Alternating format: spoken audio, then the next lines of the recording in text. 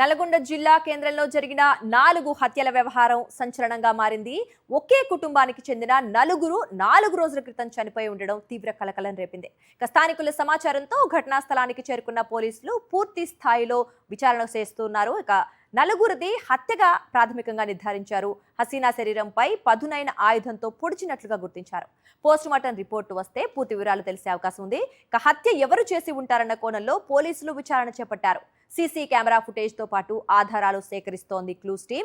హత్యకు గురైన వారిలో సుల్తాన్, ఆయన భార్య షేక్ హసీనా, సుల్తాన్ మొదటి భార్య కుమారుడు ముజమ్మిల్, కూతురు అప్సరా ఉన్నారు. కొద్ది రోజుల క్రితమే తండ్రి వద్దకు వచ్చింది అప్సరా.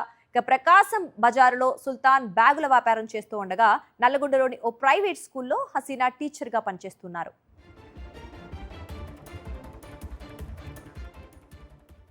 దీనిపై మరింత సమాచారం మా కరెస్పాండెంట్ పాషం అశోక్ రెడ్డి స్పాట్ నుంచి అందిస్తారు.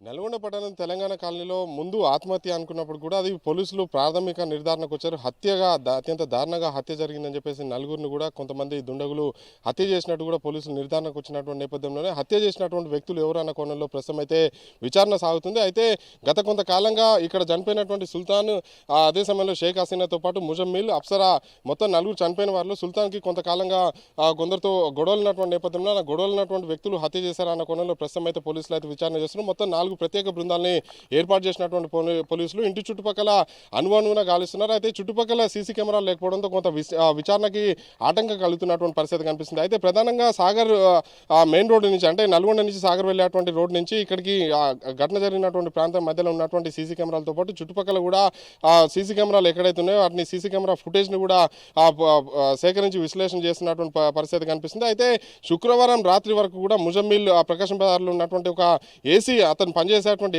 ఏసీ టెక్నీషియన్గా పనిచేస్తున్నటువంటి నేపథ్యంలోనే ఆ షాప్లోనే అతను ఉన్నట్టు కూడా సీసీ ఫుటేజ్ని పోలీసులు సేకరించారు. ఆ తర్వాత ఇంటికి వచ్చిన తర్వాత ఏం జరిగింది అనేది కూడా పోలీసులు అయితే లోతుగా విచారణ చేస్తున్నటువంటి పరిస్థితి కనిపిస్తుంది. శుక్రవారం ఆ రాత్రి నుంచి అంటే నిన్న ఘటన వెలుగులోకి వచ్చినప్పటి వరకు కూడా ఆ ఇంట్లో ఉన్నటువంటి నలుగురు కూడా బయటికి రాకపోవడం, అదే సమయంలో షేక్ హసీనా నల్గొండ కలెక్టరేట్ పరిధిలో ఉన్నటువంటి ఓ ప్రైవేట్ పాఠశాలలో టీచర్గా పనిచేస్తున్నటువంటి నేపథ్యంలోనే వితౌట్ ఇన్ఫర్మేషన్ తోటి స్కూల్కి రావట్లేదని చెప్పేసి అందులో ఉన్నటువంటి అంటే పాఠశాల నిర్వాహకులతో పాటు ఇక్కడికి కొంతమంది వచ్చినటువంటి నేపథ్యంలోనే ఇంటి గేట్కి తాళం వేస్తున్నటువంటి నేపథ్యంలో స్థానికులను విచారణ చేయగా ఇందులో 4 రోజుల నుంచి కూడా వ్యక్తులు కనిపించలేదని చెప్పినటువంటి నేపథ్యంలోనే ఇంటి లోపల నుంచి ఘాటైనటువంటి దుర్వాసన వస్తున్నటువంటి నేపథ్యంలోనే పోలీసులకు సమాచారం అందించడం, పోలీసులు ఘటనా స్థలానికి చేరుకొని ఆ తాళం పగలగొట్టి లోపలికి వెళ్ళినటువంటి క్రమంలోనే ఇంటి బయట ఒక డెడ్ బాడీ మనం విజువల్స్లో చూపిస్తున్నాం. అక్కడ స్కూటీ ఏదైతుందో ఆ స్కూటీ పక్కన ఆ డెడ్ బాడీ పూర్తిగా కుళ్ళిపోయినటువంటి పరిస్థితిలో ఆ డెడ్ బాడీని గుర్తించడం, అదే సమయంలో లోపలికి వెళ్ళి చూడగా హసీనాకు సంబంధించినటువంటి డెడ్ బాడీ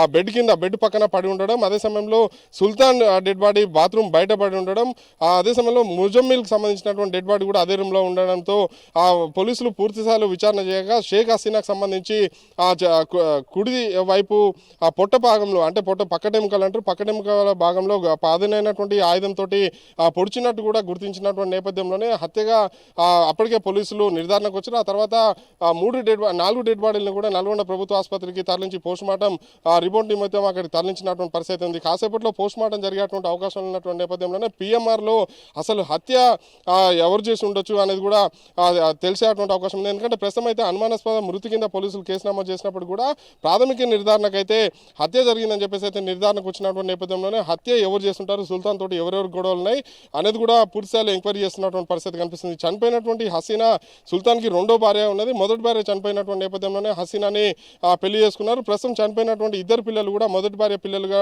తెలుస్తున్నటువంటి పరిస్థితి ఉంది. అయితే నిన్న చనిపోయినటువంటి షేక్ హసీనా తల్లి ఇక్కడికి ఘటనా స్థలానికి వచ్చినటువంటి నేపథ్యంలోనే కొందరి మీద అనుమానాలు వ్యక్తం చేసినటువంటి నేపథ్యంలోనే అనుమానాలు వ్యక్తం చేసినటువంటి వ్యక్తులను కూడా ప్రస్తుతం అయితే పోలీసులు అదుపులోకి తీసుకున్నట్టు తెలుస్తుంది. అయితే ఇద్దరికి సంబంధించినటువంటి ఆచూకీ అయితే ఇప్పటికీ తెలియట్లేదు. వాళ్ళ ఫోన్ కూడా అందుబాటులో లేకపోవడంతో వాళ్ళిద్దరూ ఎవరై ఉంటారనేది కూడా పోలీసులు అయితే విచారణ చేస్తున్నటువంటి పరిస్థితి ఉంది. ఈ మొత్తం వ్యవహారంలో హత్యకు సంబంధించినటువంటి వ్యక్తులు, హంతకులు ఎవరు అనేది కూడా ఈరోజు సాయంత్రం లేదా రేపటి వరకు కూడా తెలిసేటువంటి అవకాశం ఉన్నటువంటి నేపథ్యంలోనే హత్యకు కారణాలు ఏమై ఉంటున్నాయి అనేది కూడా పోలీసుల విచారణలో తెలిసేటువంటి అవకాశం అయితే కనిపిస్తుంది.